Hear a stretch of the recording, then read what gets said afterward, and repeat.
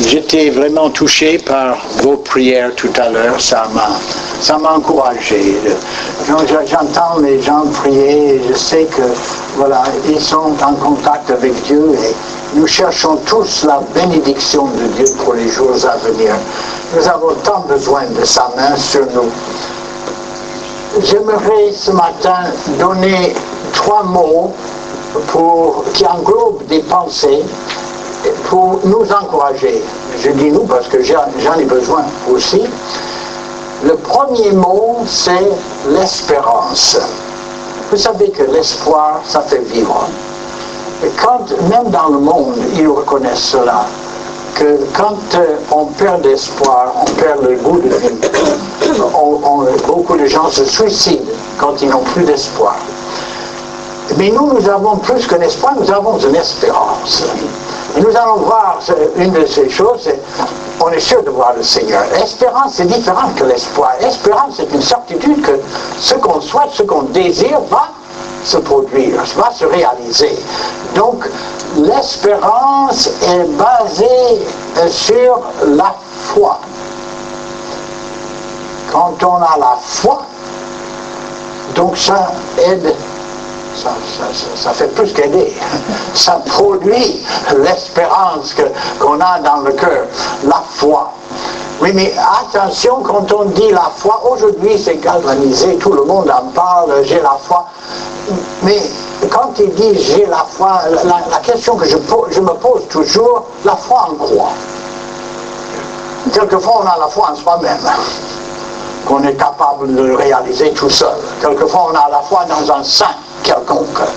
Quelquefois, on a la foi dans le gouvernement, que le gouvernement va produire quelque chose d'extraordinaire. Ne comptez pas trop là-dessus d'ailleurs. Mais vous savez, quand la Bible parle de la foi, c'est la foi en Dieu. Mais on ne s'arrête pas là. Car ceux qui va s'approcher de Dieu doit croire que Dieu existe et qu'il est le rémunérateur de ceux qui le cherchent. Alors, cette idée de chercher Dieu, c'est-à-dire d'aller plus loin dans notre recherche de ce que nous voulons, c'est-à-dire d'avoir une promesse qui vient de lui, de pouvoir dire, Seigneur, tu l'as dit, tu me l'as promis, et Dieu tient sa promesse. Alors la foi, donc, c'est plus que de croire en n'importe quoi, c'est de croire en Dieu, mais surtout dans une de ses promesses qui donne une encre à notre foi, qui le fait réaliser. Vous savez que quand j'ai voulu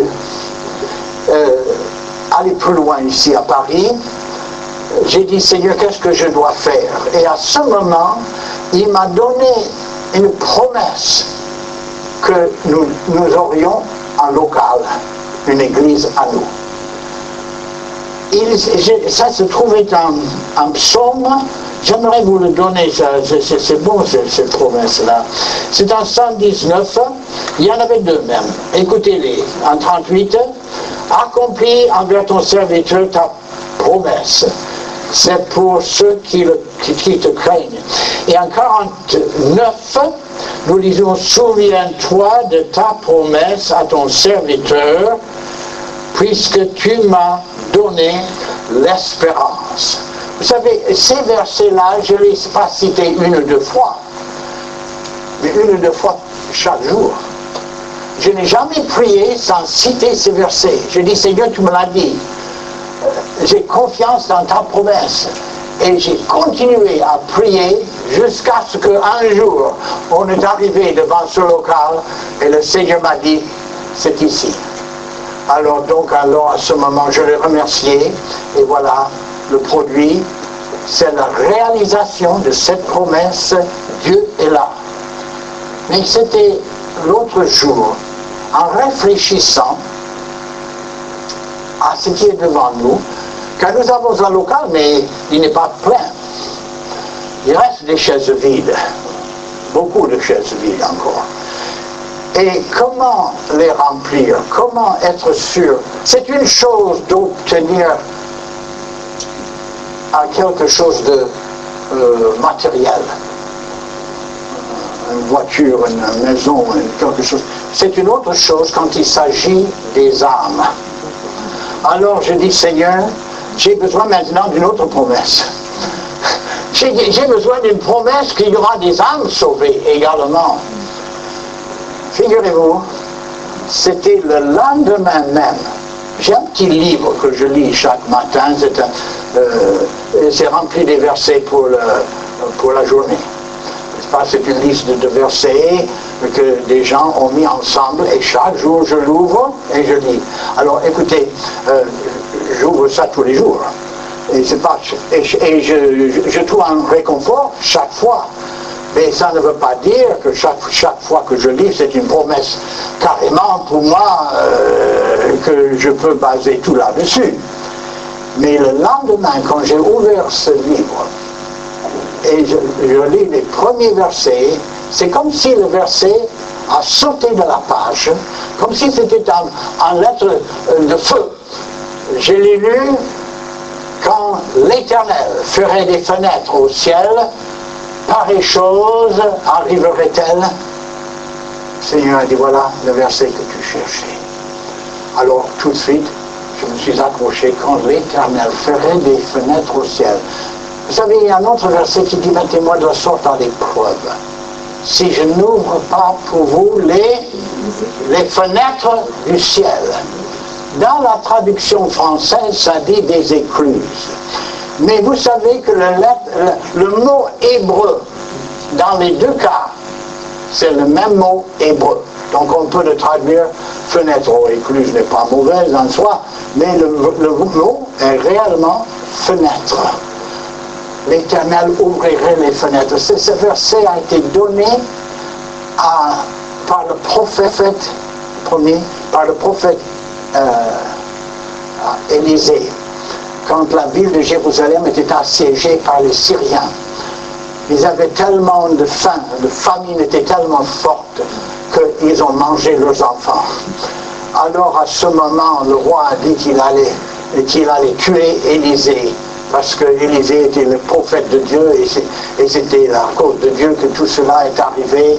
Et quand ils sont arrivés pour prendre Élisée, il a dit, demain, il y aura de l'abondance. Alors celui qui était à côté, qui a porté le message, il a dit, quand l'Éternel ferait des fenêtres au ciel, pareilles choses arriveraient-elles? Et vous savez, pareilles choses sont arrivées. S'il y avait 4 lépreux qui étaient dehors, qui ont dit, nous allons mourir quand même, on va se jeter parmi les Syriens, c'est des Syriens du tout. On sera tués, de toute façon on va mourir. Quand ils sont arrivés, les Syriens avaient peur, Dieu avait envoyé un bruit, comme si c'était des armées qui s'approchaient, et ils se sont échappés, ils ont couru, ils ont tout laissé derrière, et quand les lépreux sont arrivés au camp des Syriens, il y avait la nourriture en abondance, il y avait beaucoup de l'or, beaucoup de choses précieuses, ils ont rapporté ça au roi, et ils ont suivi avec des chevaux pour être sûr que c'était vrai. Et tout le monde en profitait, sauf une personne. Celui qui a dit, quand l'Éternel ferait des fenêtres au ciel, pareille chose arriverait-elle? Le doute a empêché cet homme de profiter de la promesse de Dieu. Ce qui est toujours, ce qui nous guette à nous tous, c'est le doute. Dieu nous dit, voilà, je vais faire ça, et puis ça serait bien si, peut-être bien que oui, peut-être bien que non. Alors ce n'est pas comme ça qu'on peut arriver à saisir les promesses de Dieu. Quand Dieu nous dit quelque chose de vrai, il faut le croire. Il faut saisir cela. Avec foi, c'est une promesse qui vient de lui. Et Dieu ne peut pas mentir. Oui, mais après avoir lu ça, je dis, oui, mais Seigneur, qu'est-ce qu'il y a encore? Et le verset suivant, c'est « Ayez foi en Dieu ». Tout de suite après, « Ayez foi en Dieu ». Donc, ne doutez pas. Et après cela, or, sans la foi, il est impossible de lui être agréable. Le verset suivant. Je dis « Oui, mais Seigneur, cette fois-ci, il ne s'agit pas des choses matérielles, il s'agit des âmes, de sauver des âmes ». Le verset suivant. « Non, la main de l'Éternel n'est pas trop courte pour sauver, ni son oreille pour dur pour entendre. Oh, je dis, merci Seigneur, ça c'est pour le salut des âmes. Je dis oui, mais Seigneur, nous sommes tellement faibles, nous n'avons pas beaucoup de choses à te présenter. Tu sais ce que nous sommes. Verset suivant. Éternel, toi seul peux venir en aide aux faibles comme aux forts. Viens à notre aide, Éternel, notre Dieu. Vous savez, quand j'ai fini de lire ces versets-là, il y avait le cœur Alléluia qui se produit dans mon cœur. Alors là, c'était vraiment la réponse à ma prière. Et moi, je suis persuadé, quand l'Éternel ferait des fenêtres au ciel, telle chose sera possible, arrivera. Mais il faut croire. Et je me demande s'il n'y a pas quelqu'un ici ce matin qui va dire, moi aussi je vais prier cette prière aussi. Mettez-moi de la sorte à l'épreuve. Comment est-ce qu'on met Dieu à l'épreuve? Mais en croyant sa promesse et en avançant, n'ayant pas peur de se mouiller, d'entreprendre des choses qui sont au-dessus de nous-mêmes. Je ne prie pas que Dieu amène des gens tout doucement. Je prie qu'il y ait quelque chose d'extraordinaire qui se passe. On voit vraiment le doigt de Dieu. Je veux voir un miracle. Je prie Seigneur qu'amène des gens pour que bientôt nous ayons 2 cultes. Un le matin et l'autre à 2h30 l'après-midi. Qui remplissent cette église pour sa gloire. Parce que je crois que nous sommes vers la fin des temps. Et je prie que Dieu met sa main sur ses élus, car il a des élus dans cette ville de Paris. Seigneur, aide-nous à les trouver et les amener. Seigneur, aide-nous à trouver comment les trouver. Et ainsi de suite, nous aurons une joie de dire Seigneur, merci, tu as fait ce que tu as dit. Deuxième mot. Le deuxième mot, c'est réalité. Les gens sont de moins en moins réels aujourd'hui. Il y a l'irréalité partout, l'illusion. J'appelle ça du talk. Vous savez qu'autrefois, c'est pour ça que les antiques sont tellement valables. Les antiques ont été faits du bois, du vrai bois. Vous le coupez n'importe où, c'était le même bois tout le long. Mais aujourd'hui, on fait des meubles avec plaquage. Tout est aggloméré, et puis il y a une petite, c'est du vrai bois, n'est-ce pas? Et nous ressemblons à cela. En Amérique, on appelle ça les chrétiens du dimanche. Oh, le dimanche, on est vraiment saint. Alors là, on arrive, vive la main, bien, on arrive, on connaît les cantiques, on chante les cantiques, et puis une fois que le culte, oh voilà, ça c'est fini. Alors maintenant, qu'est-ce qu'on va faire?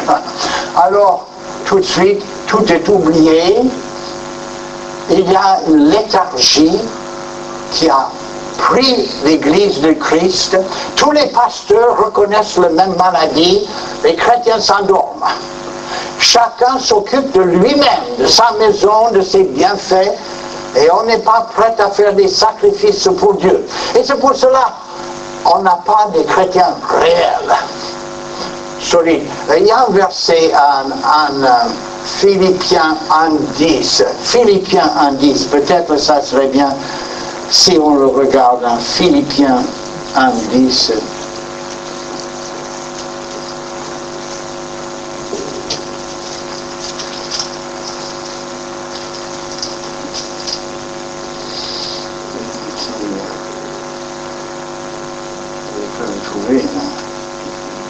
Pour le discernement des choses les meilleures, afin que nous soyons purs et irréprochables pour le jour de Christ. Le mot pur là, c'est aussi un mot intéressant. Regardez-le. Afin que nous soyons purs pour le jour de Christ. Le mot pur là, en anglais, est traduit sincère. Alors, j'ai regardé bien, est-ce que c'est le mot pur qui doit être mis là ou le mot sincère? Et puis, en regardant le grec, ça disait, on peut traduire ce mot ou pur ou sincère. Alors j'aime ça. Si on est pur, on est sincère. Et si on est vraiment sincère, donc on doit être pur. Mais ce qui est intéressant, c'est qu'on doit être pur du vrai, de vrai chrétien, et pas du toc.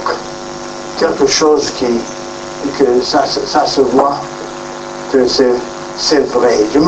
Je me rappelle de ce que ce pasteur, en enseignant un groupe d'étudiants en institut biblique, il leur a dit ceci. Vous savez, quand vous serez pasteur quelque part, vous allez faire des gaffes et les gens vont vous pardonner. Pourquoi? Parce que tout le monde fait des gaffes, n'est-ce pas? On sait que voilà. Vous aurez des faiblesses et tout le monde va reconnaître que vous avez des faiblesses et ils vont vous pardonner. Vous allez prendre des décisions qui après vous allez découvrir que ce n'était pas de bonnes décisions, mais on va vous pardonner. Il n'y a qu'une seule chose que votre assemblée ne vous pardonnera jamais, c'est l'hypocrisie. Si vous dites une chose et vous vivez une autre, c'est fini. La congrégation va vous quitter. Du vrai. Du vrai. Les gens cherchent du vrai. Vous savez, quand les inconvertis viennent ici, ils cherchent du vrai. Ils vont vous regarder. Ils vont nous regarder. Est-ce que c'est un vêtement qu'on met le dimanche ou est-ce que c'est notre vrai vêtement?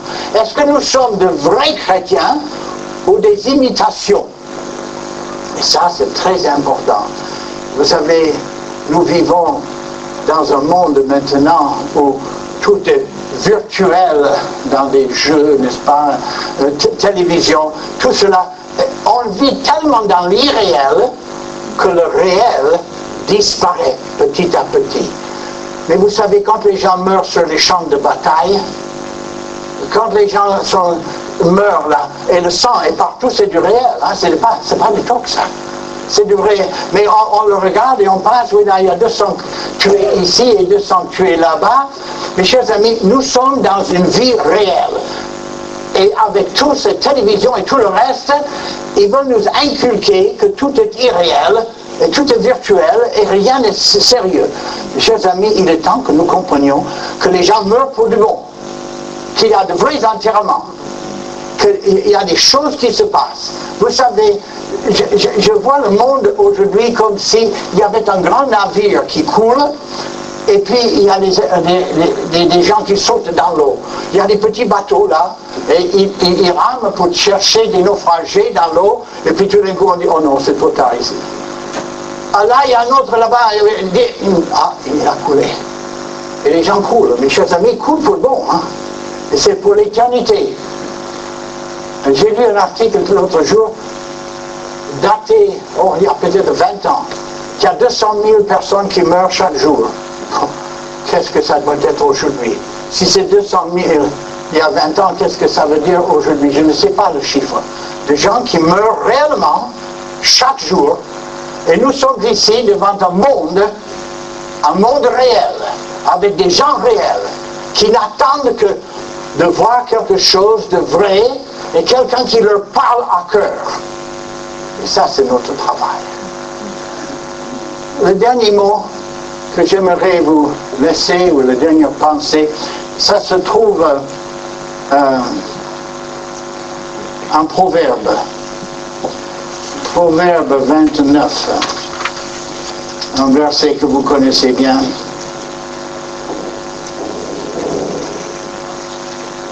Quand il n'y a pas de révélation, c'est quelque chose comme ça. Quand il n'y a pas, verset 18, quand il n'y a pas de révélation, le peuple est sans frein. Quand il n'y a pas de révélation, ça veut dire quand celui qui dirige n'a pas de révélation, quand le roi n'a pas de révélation, quand le prophète n'a pas de révélation, le peuple est sans frein. En anglais, le verset dit, sans une vision, le peuple périt. Ça aussi, c'est vrai. Mais j'aime beaucoup cette expression, sans une révélation, ça veut dire la même chose. le peuple est sans frein. Je vois une voiture, je ne sais pas si vous étiez jamais dans une voiture où les freins ont lâché. C'est terrible. On descend rapidement. Le premier virage, on arrive normalement à prendre le premier virage. Quelqu'un qui conduit très bien, il prend le deuxième. Mais le troisième, ça se finit ou dans un arbre ou dans une ravine. On plonge les 100 mètres dans les rochers en bas. Sans une révélation de la part du pasteur, le peuple est sans frein. Le monde va à sa perdition quand on n'a pas de vision. Quand ça parle de vision, je ne parle pas de voir Christ au fond du lit. Je ne parle pas des choses bizarres de ce genre, ni même une idée qui vient de vous-même. Qu'est-ce que c'est une vision? Mais c'est une direction. C'est quand Dieu nous dit, voilà, fais-le comme ça. C'est-à-dire qu'on peut être pur, consacré, avoir tout le reste, mais si on ne sait pas quoi faire, si on n'a pas de vision, comment s'y mettre? Eh bien alors, le peuple est sans frein. Et s'il y a une chose pour laquelle je prie tout le temps, c'est une vision claire, quoi faire. Je crois que ça peut illustrer le mieux quand Jésus était sur le rivage, après sa résurrection, et les disciples étaient là, à 100 mètres, la Bible dit qu'ils étaient à 100 mètres du rivage, et Jésus a dit, vous avez quelque chose à manger? Ils ont dit non. Jetez le filet de l'autre côté. Ils n'avaient rien à perdre. Alors ils jettent le filet, alors là, il y avait une telle quantité de poissons qu'ils ne pouvaient presque pas l'amener à terre. Il y a des choses à prendre là-dedans. La première, c'est que les disciples n'étaient pas chez eux sur une chaise longue. Ils étaient au travail. Vous savez, quelquefois, on demande au Seigneur de nous bénir quand nous ne bougeons même pas. Quand nous ne sommes même pas au pied d'œuvre. Quand nous n'avons aucune idée de faire quoi que ce soit. Chaise longue, à la maison. 2. Ils étaient là où les poissons se trouvent. Ils étaient à la mer. Là où il y a des poissons. Mes chers amis, s'il n'y a jamais un endroit où on est avec des poissons, hein? Regardez, quand vous sortez, vous regardez, hein? On est là où les gens sont. On ne peut pas dire, non, nous sommes à la campagne, il faut aller 500 mètres pour trouver la première maison. C'est pas vrai. On est au centre d'une grande ville, avec les poissons tout autour de nous. À nous de les chercher. Vous savez que les barques, à ce moment-là, avaient peut-être 150 de large. Hein? Je crois, ils étaient assez costauds quand même, ces bateaux. Que des gens utilisaient à ce moment-là. Il y avait pas mal de monde dedans, hein, quand ils ont pêché. Mais disons en 150, 160, 1m60, je veux dire, 1m60 de large, disons. Ici, il n'y avait rien. À 100 mètres, 1m60 de l'autre côté de la barque, c'était plein. Ils étaient tout près, mais il manquait de direction. Il fallait qu'ils jettent le filet de l'autre côté de la barque. Quelquefois, nous sommes très près. Et nous ne nous rendons pas compte à quel point nous sommes près de la grande récolte. Mais il faut vraiment se mettre au travail. Et je le vois de plus en plus. Dieu cherche des gens réels, mais il faut aller plus loin avec ces gens réels. Quand je veux dire cela, je veux dire des gens qui sont dérangeables. Et ça, c'est très important. Vous savez que la plupart de nous ne sont pas dérangeables, que nous avons notre journée bien établie et on ne veut pas qu'on nous dérange. Nous ne sommes pas disponibles. Dieu ne peut pas utiliser une église qui n'est pas disponible. Des gens qui sont durs, frigés, ne bougent pas. Vous savez, Dieu prend des gens qui sont dérangeables. on peut renverser leur agenda, ils sont prêts. Seigneur, que veux-tu que je fasse? Je suis prêt. Et quelquefois, quand on dit ça, il faut être prêt à être dérangeable. Oh, je sais que ce message n'est pas pour tout le monde. Je sais que la plupart vont partir d'ici en disant, mais c'était bien, voilà, on a passé une bonne matinée. Mais peut-être Dieu peut toucher quelqu'un qui dit par la grâce de Dieu, je veux être cette personne-là. Dérangeable, pur, sincère, réel. Oh Seigneur, donne-nous une vision, ce que nous devons faire. Nous avons besoin d'une vision personnelle et nous avons une vision collective. Notre Église a besoin d'une vision. Comment? Où est-ce qu'il faut jeter le filet? Qu'est-ce qu'il faut faire pour les atteindre?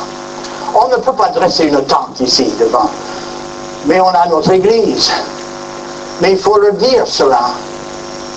Il faut prier. Seigneur, fais le miracle. Tu as tes élus. Montre-nous comment les chercher. Ce qu'il faut faire. Et que Dieu nous bénisse. Qu'il met la main dessus. Moi je vous dis, quand Dieu voit des gens sincères, réels, purs, dérangeables, cherchant réellement sa vision, Dieu le donne. Quand l'Éternel ferait des fenêtres au ciel, pareille chose arrivera-t-elle? Oui ou non? Oui. Oui. Mettez-moi de la sorte à l'épreuve. Si je ne verse pas sur vous des bénédictions en abondance et si je n'ouvre pas les fenêtres du ciel. Amen.